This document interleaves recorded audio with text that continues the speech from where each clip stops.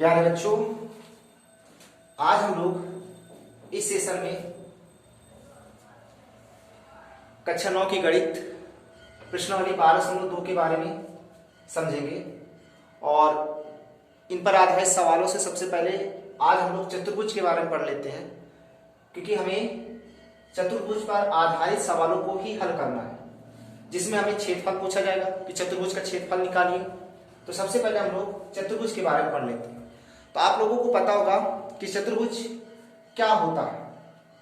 चतुर्भुज के बारे में आप लोग पढ़ चुके होंगे, कक्षा 8 में आप लोगों को पढ़ाया गया होगा कि चतुर्भुज क्या होता है और चतुर्भुज के प्रकार क्या होते हैं। चतुर्भुज का क्षेत्रफल के बारे में आप लोगों को बताया गया होगा। आज हम लोग उन्हीं के आधार पर फिर से रिवीजन करेंगे और उनको पढ़ेंगे। जब आप लोगों को अध्याय 8 कक्षा 9 में जो अध्याय 8 है और जो चतुर्भुज का चैप्टर है, उसी में आप लोगों को फिर से चतुर्भुज के बारे में पढ़ना पड़ेगा। तो हम लोग उसी में चतुर्भुज के सही से प्रकार के बारे में पढ़ेंगे। आज हम लोग उनके क्षेत्रफल के बारे में ज्ञात करने के लिए समझ लेते हैं।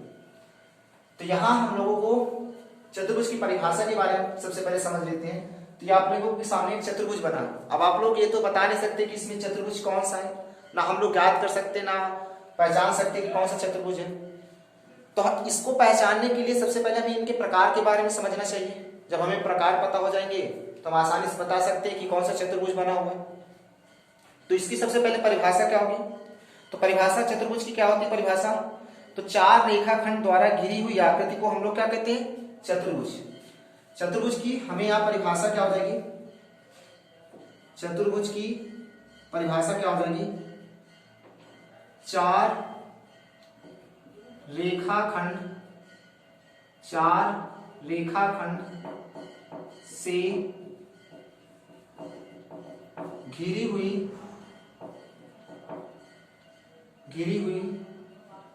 आकृति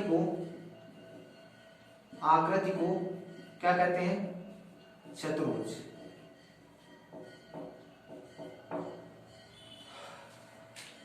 आकृति को चतुर्भुज कहते हैं। अब आप लोग इसमें देखिए, अब यहां हमें चार रेखाखंडों से घिरी हुई आकृति को ही हम क्या कहते हैं? चतुर्भुज। अब देखिए, चार ये रेखाखंड है, A B, B C, C D और डी ए। तो ये हमारे चतुर्भुज है। अब हमें इसमें पहचानना है कि चतुर्भुज में क्या क्या होते हैं। तो आप लोगों को पता होना चाहिए चतुर्भुज में क्या क्या होते हैं। सबसे पहले हम ये पहचानेंगे कि शीर्ष कितने होते हैं, कोण इसके कितने होते हैं और भुजा कितनी होती है, इनके बारे में हमें पता करना है। और भुजा के साथ साथ हमें विकर्ण के बारे में पता करना, विकर्ण कितने होते हैं। और हमें यह भी पता करना है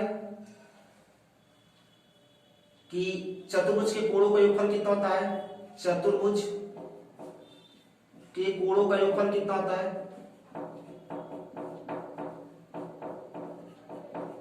कोणों का योगफल, ये हमें समझना। अब देखिए, शीर्ष हमें ये पहचानना है। शीर्ष कौन कौन से होते हैं? तो शीर्ष हमारे ये हैं जिनको हम कोने कहते हैं। शीर्ष ये हमारे हो गए। तो शीर्ष हमारा क्या हो गया? A B C D. तो शीर्ष हमारे हो गए ए बी सी डी। तो शीर्ष कितने होते हैं? चार होते हैं, ए बी सी डी। अब हमें कोण दिखना है, तो कोण कितने होते हैं? तो हमें ये पता चलना चाहिए कोण जो दो किरणों के झुकाव से बने हो उन्हें हम क्या कहते हैं? कोण कहते हैं। तो हमारे यहाँ चार कोण होंगे, कोण ए, इनके नाम लिख सकते हैं, कोण बी, कोण सी और कोण डी। ये हमारे कोण हो गए। इसी तरह हमें भुजा के बारे में ज्ञात होना चाहिए। तो भुजा हमारी क्या हो जाएगी? जो रेखाखंड होंगे वही हमारी भुजा के रूप में गिने जाएंगे। तो ए बी, बी सी और सी डी, और ये हमारी क्या हो जाएगी? D A. तो हमारे यहाँ भुजा क्या हो जाएगी? A B, B C, C D और ये हमारे क्या हो जाएंगे? D A. इसी तरह हमारा विकर्ण होगा। तो विकर्ण आप लोग जानते होंगे, विकर्ण क्या होते हैं? जब हम किन्हीं दो शीर्षों को एक दूसरे से मिला देते हैं, ये दो शीर्ष, तो ये हमारे विकर्ण कहलाते हैं। तो चतुर्भुज में कितने विकर्ण होते हैं? तो हमारे चतुर्भुज में दो विकर्ण होते हैं। पहले का नाम हम लिख सकते हैं, तो विकर्ण एसी हो गया। दूसरे का नाम लिख सकते हैं, विकर्ण वीडी हो गया, ये हो गया। तो विकर्ण कितने होते हैं? दो होते हैं। और अगर हमें कहें चतुर्भुज में, चतुर्भुज के कोणों का योगफल कितना होता है? कोण ए प्लस कोण बी प्लस कोण सी प्लस कोण डी, तो कितना होता है? तो लिख सकते हैं कोण ए प्लस कोण बी प्लस कोण सी प्लस कोण डी बराबर कितने अंश होते हैं? 360। तो ये हमें चतुर्भुज के परिभाषा से हमें सबसे पहले इतना चीज तो हमें पता होना चाहिए कि चतुर्भुज में क्या क्या चीजें हैं और क्या शीर्ष होते हैं, क्या कोण होते हैं और क्या भुजा होती है और क्या विकर्ण होते हैं। तो ये तो हमें चतुर्भुज के परिभाषा से पता चला कि शीर्ष हमें ए बी सी डी, आप यहाँ कोई भी चतुर्भुज ले सकते हैं पी क्यू आर एस, तो इसमें नामकरण अलग हो जाएंगे। इसमें ए बी सी डी का नामकरण है तो ए बी सी डी अलग हो गए। कोण हमें कितने होते हैं? 4 होते हैं। भुजा भी हमारी कितनी होती है? 4 होती है। विकर्ण हमारे कितने होते हैं? 2 होते हैं। और चतुर्भुज के कोणों का योगफल कितना होता है? तो चतुर्भुज के कोणों का योगफल कितना होता है? 360। तो ये चतुर्भुज होता है। और अब हमें यहाँ चतुर्भुज में तो आप लोगों को ये चीज तो पता होगा कि चतुर्भुज क्या होते हैं। अब हमें यहाँ देखना है कि चतुर्भुज के क्षेत्रफल कैसे निकालें। तो देखिए अब यहाँ एक चीज हमें ये पता करना है कि एक विकर्ण द्वारा कितने चतुर्भुज पर एक विकर्ण द्वारा कितने त्रिभुज बनाए जा सकते हैं। चतुर्भुज पर अगर हम ये कहें कि चतुर्भुज पर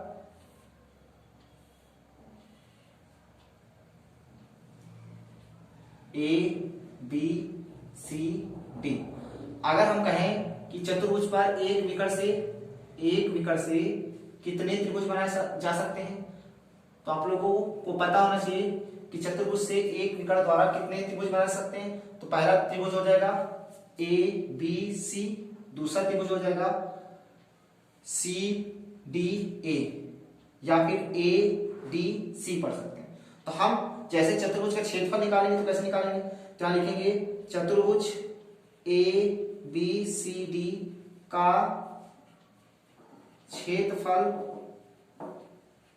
बराबर, इसमें कितने त्रिभुज हैं? 2 त्रिभुज हैं, एक विकर्ण द्वारा बनाए गए हैं। तो कौन कौन से हैं? तो त्रिभुज ए बी सी का क्षेत्रफल प्लस, क्योंकि ये भी जुड़ेगा, कौन सा? सी डी ए का क्षेत्रफल, त्रिभुज सी डी ए का क्षेत्रफल। तो हमें यहां सबसे पहले जब हम किसी चतुर्भुज का क्षेत्रफल निकालेंगे तो 2 हमें काम करना। सबसे पहले एक विकर्ण हमें पता होना चाहिए, क्योंकि हमें यहाँ विकर्ण जरूर पता होना चाहिए, तभी हम चतुर्भुज का क्षेत्रफल निकाल सकते हैं। या फिर हमें उस आकृति के बारे में पता होना चाहिए कि कैसी आकृति बन रही है चतुर्भुज में। तो हम यहाँ सबसे पहले चतुर्भुज के, अब आप लोगों को पता होना चाहिए कि चतुर्भुज के प्रकार कितने होते हैं। तो हमारे हिसाब से तो चतुर्भुज जो हमें पढ़ाए गए हैं, जो हमें पढ़ना ही है, तो हमारे चतुर्भुज कितने प्रकार के पढ़ना है? तो 5 होते तो हैं 8 चतुर्भुज, लेकिन हमें पढ़ना कितने हैं? 5 प्रकार के। तो हम यहाँ सबसे पहले उन चतुर्भुज के बारे में पढ़ लेते हैं, कौन कौन से चतुर्भुज पढ़ना है। तो चतुर्भुज यहाँ पढ़ना कौन कौन से, तो ये चीज आप लोगों को समझ में आ गई कि चतुर्भुज कैसे निकाले जाएंगे चतुर्भुज का क्षेत्रफल। सबसे पहले हम चतुर्भुज के प्रकार के बारे में समझ लेते हैं। देखिए चतुर्भुज के प्रकार के बारे में,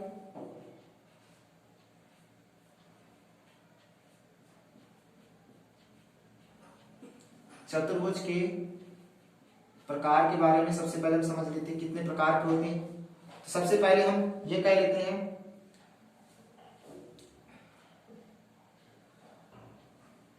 आयत चतुर्भुज, आयत चतुर्भुज,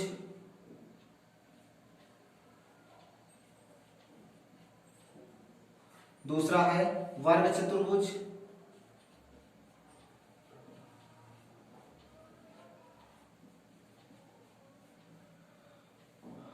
तीसरा है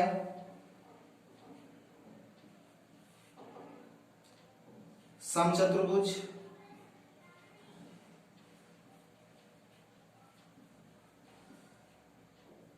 चौथा है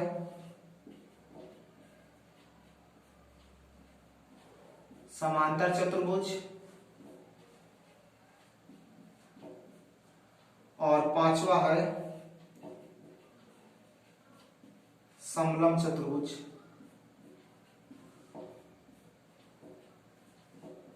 तो हमें इन 5 चतुर्भुज के बारे में ही अध्ययन करना है। बाकी आप लोगों के 8 चतुर्भुज होते हैं। छठवां हो जाएगा पतन चतुर्भुज और 7वां हो जाएगा उत्तल चतुर्भुज, 8वां हो जाएगा अवतल चतुर्भुज। तो ये जो 3 चतुर्भुज हैं इनके बारे में आप लोगों को अध्ययन नहीं करना। जब हम लोग चतुर्भुज पढ़ेंगे अध्याय 8 उसी में हम लोग समझेंगे कि चतुर्भुज होते कितने और हमें पढ़ना कितना।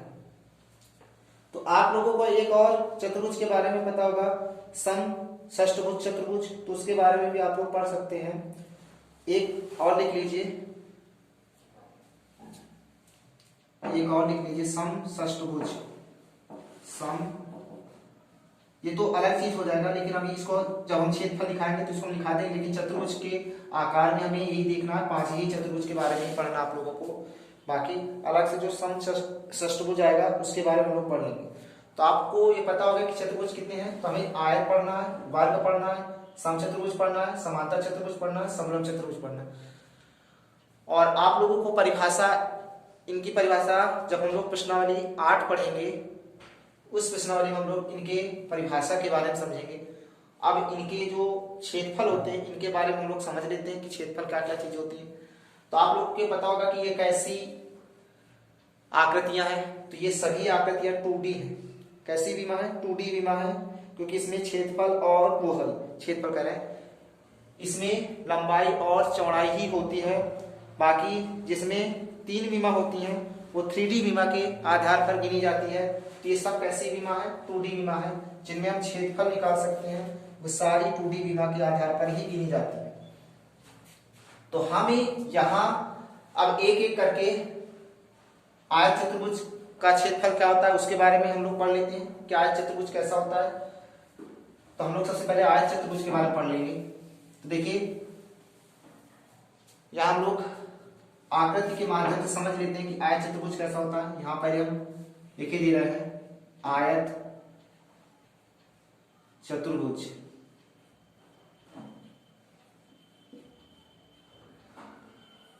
आयत चतुर्भुज क्या होता है? तो देखिए आयत चतुर्भुज एक ऐसा चतुर्भुज होता है, यहां परिभाषा बता दे रहे हैं, जिसकी 2 समांतर आमने सामने की भुजाएं क्या हो, समान लंबाई की हो, वो आयत चतुर्भुज होता है। ABCD ये इसके सम्मुख समान होनी चाहिए, ये इसके सम्मुख समान होनी चाहिए। अर्थात हम इसको ये कह सकते हैं कि ये हमारी लंबाई हो सकती है, और इसको हम कह सकते हैं ये हमारी क्या हो सकती है, चौड़ाई हो सकती है। चौड़ाई को हम B से प्रदर्शित कर सकते हैं, लंबाई को हम L से प्रदर्शित कर सकते हैं। अब हमें यहाँ आयत चतुर्भुज का क्षेत्रफल क्या क्या हो सकते हैं, तो आयत चतुर्भुज के क्षेत्रफल क्या क्या होंगे, देखिए आयत चतुर्भुज के क्षेत्रफल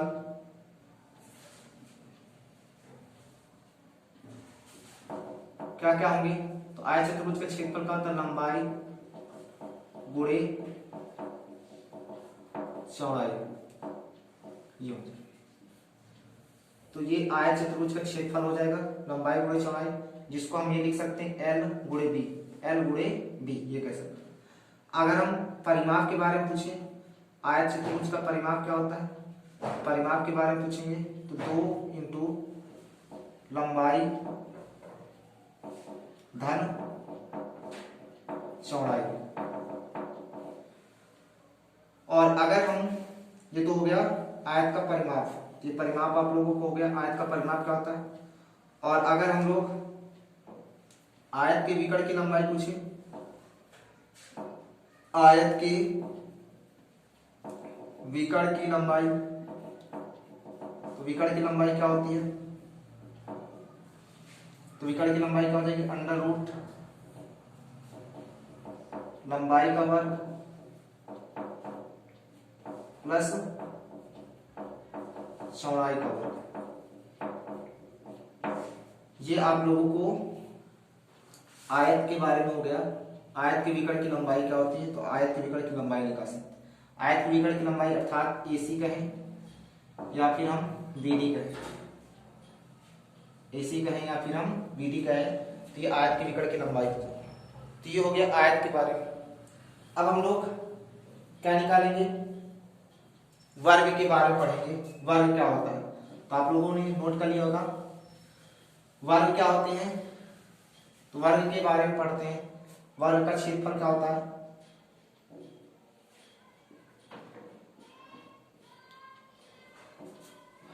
वर्ग।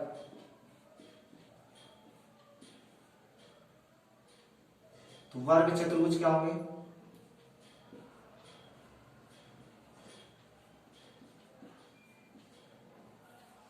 तो वर्ग चतुर्भुज क्या होता है, एक ऐसा चतुर्भुज जिसके प्रत्येक कोण क्या होने चाहिए, समकोण होने चाहिए और प्रत्येक भुजा समान होनी चाहिए, यानी ये सभी क्या होनी चाहिए, समान होनी चाहिए। ये एक ही, ये भी एक ही, ये भी एक ही, ये भी एक ही। तो वर्ग का क्षेत्रफल क्या होगा, वर्ग का क्षेत्रफल, वर्ग का क्षेत्रफल बराबर क्या हो जाएगा, भुजा स्क्वायर। भुजा यहाँ आपको पता होगी, भुजा क्या है, ए स्क्वायर। यहाँ भुजा ए है तो ए स्क्वायर हो जाएगा। ये हो गया वर्ग का क्षेत्रफल। आप लोग यहाँ मात्रक क्या लिखेंगे, जैसे क्षेत्रफल हम लोग निकाल तो रहे हैं तो मात्रक क्या होंगे, तो आप लोग याद रखना मात्रक हमारा मीटर में हो सकता है, सेंटीमीटर में हो सकते हैं। तो मीटर में होंगे तो मीटर स्क्वायर हो जाएंगे, सेंटीमीटर में होंगे तो सेंटीमीटर स्क्वायर हो जाएंगे। तो यहाँ हम लिख सकते हैं वर्ग मात्रक। यहाँ हम क्या लिख सकते हैं, वर्ग मात्रक। तो ये वर्ग मात्रक में ही रहेंगे। वर्ग का मतलब ये नहीं समझ लेना कि वर्ग वर्ग, ऐसे नहीं। आयत में भी वर्ग मात्रक रहेंगे। वर्ग मात्रक का मतलब आप लोगों को समझा दिए। सेंटीमीटर में होगा तो सेंटीमीटर स्क्वायर हो जाएगा, मीटर में होगा तो मीटर स्क्वायर होगा, अर्थात वर्ग मीटर ऐसे हो सकते हैं। ठीक है, ये होंगे। और वर्ग का परिमाप, तो वर्ग का परिमाप क्या होता है, 4 गुणे भुजा, ये वर्ग का परिमाप होगा। और इसके बाद वर्ग के विकर्ण की लंबाई क्या होगी, वर्ग के विकर्ण की लंबाई, विकर्ण की लंबाई क्या होगी, विकर्ण की लंबाई क्या होगी, भुजा गुणे √2, ये हो जाएगी। वर्ग की विकर्ण की लंबाई क्या हो जाएगी, भुजा गुणे √2, ये हो जाएगी वर्ग के विकर्ण की लंबाई, भुजा गुणे √2। और हम लोग यहाँ समांतर चतुर्भुज के बारे में समझ लेते हैं। समांतर चतुर्भुज का क्षेत्रफल क्या होता है और समचतुर्भुज का क्षेत्रफल क्या होता है। सबसे पहले हम लोग समचतुर्भुज, अगर आप लोगों को ये पूछा जाए, जैसे मान लीजिए आप लोगों को ये कहा जाए कि किसी भी आकृति का अगर परिमाप निकालना, जैसे मान लीजिए कोई भी आकृति दी हो, चाहे समचतुर्भुज दी हो, चाहे वर्ग दी हो, चाहे समांतर चतुर्भुज दी हो, कोई भी आकृति दी हो, तो आप सीधे ये कह सकते हैं किसी का भी परिमाप निकालना है तो सभी भुजाओं का योग ही हमारा क्या होता है, परिमाप होता है। यानी सभी भुजाओं को हम जोड़ सकते हैं, A B plus B C plus C D plus D A, ऐसे करके हम लोग परिमाप निकाल सकते हैं, चाहे वो समचतुर्भुज का हो और चाहे वर्ग का हो, ये हम आसानी से निकाल सकते हैं। तो हम लोग अगला कौन सा देखेंगे, तो हमारा कौन सा है जो आप लोगों को इंपॉर्टेंट है उसी को हम लोग पढ़ लेते हैं। तो तीसरा कौन सा था, समचतुर्भुज। तो समचतुर्भुज के बारे में पढ़ लेते हैं। समचतुर्भुज क्या होगा, तो देखिए समचतुर्भुज, समचतुर्भुज एक वर्ग की आकृति होता है, लेकिन उसके आकृति पर आधारित, जैसे वर्ग में 90-90 अंश के कोण सभी समान होते हैं, लेकिन समचतुर्भुज में सभी 90-90 अंश के कोण नहीं होते, लेकिन इसके विकर्ण एक दूसरे को समकोण पर काटते हैं और इसके विकर्ण बराबर नहीं होते, लेकिन वर्ग के विकर्ण बराबर होते हैं। तो हम लोग एक सब बात उसमें पढ़ेंगे प्रश्नावली 8 में। आज हम लोग इनके क्षेत्रफल के बारे में समझ लेते हैं। तो यहाँ चतुर्भुज का, समचतुर्भुज का क्षेत्रफल क्या होता है, ये केवल हम लोग पढ़ लेते हैं। सम चतुर्भुज का क्षेत्रफल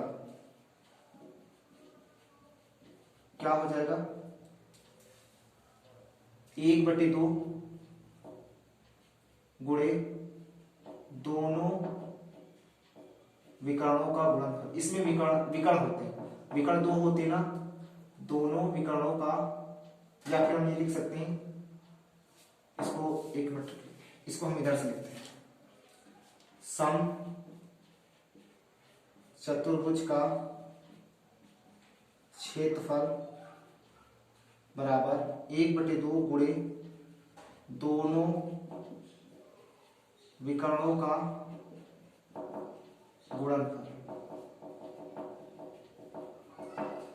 इसको हम अगर संकेत में लिखना चाहें तो संकेत में कैसे लिख सकते हैं, 1/2 गुणे d1 गुणे d2 ऐसे लिख सकते हैं संकेत। तो ये हमारा समचतुर्भुज का क्षेत्रफल होगा। इसी के नीचे हम लोग ये लिख सकते हैं समांतर चतुर्भुज। समांतर चतुर्भुज का क्षेत्रफल क्या होगा, तो ये हम कह सकते हैं आधार गुणे ऊंचाई। ये हो गया हमारा समांतर चतुर्भुज का क्षेत्रफल 1/2 आधार गुणे ऊंचाई। समांतर चतुर्भुज का हमारा 1/2 समांतर चतुर्भुज का क्या होगा, आधार गुणे ऊंचाई। इसी तरीके हम ये कह सकते हैं, अगली कौन सी आकृति थी, समलंब चतुर्भुज। तो समलंब चतुर्भुज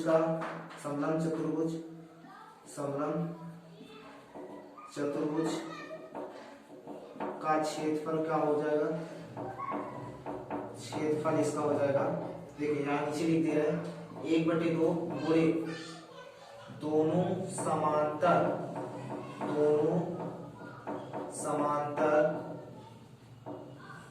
भुजाओं का योग और गुणे ऊंचाई, ये हो जाएगा। ये हमारा समलंब चतुर्भुज का क्षेत्रफल हो जाएगा। अब दो समांतर कौन सी हो गई, तो समलंब चतुर्भुज की आकृति आप लोगों को कैसे बनेगी, तो ये देखिए समलंब चतुर्भुज की आकृति,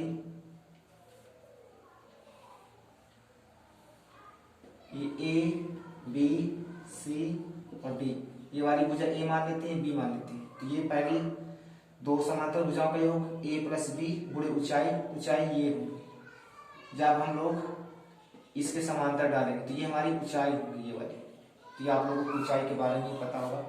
बाकी ये तिरछी ऊंचाई होगी, इनको हम ऊंचाई के रूप में नहीं गिनेंगे, संगत ऊंचाई जो होती है वो चीज होगी। तो ये आप लोगों को चतुर्भुज के क्षेत्रफल थे जो हम लोगों को 5 आधारित चतुर्भुज के बारे में पढ़ना था, जिनके क्षेत्रफल के आधारित थे, उन्हीं चतुर्भुज के आधार पर हमें पढ़ना था। तो ये आप लोगों को फार्मूले थे, और इस पर आधारित हम लोगों को जैसे सवाल आएंगे तो उन्हीं पर आधारित सवाल कैसे दिए होंगे, तो एक ऐसे एग्जाम्पल में लेकर समझाया दे रहे हैं कैसे होंगे। जैसे अगर आप लोगों को आकृति बन के भी आ सकती है, और अगर आप लोगों को आकृति नहीं बन के आएगी तो उसमें आप लोगों को किताब में लिखा होगा कि कौन सा चतुर्भुज आप बनाना है।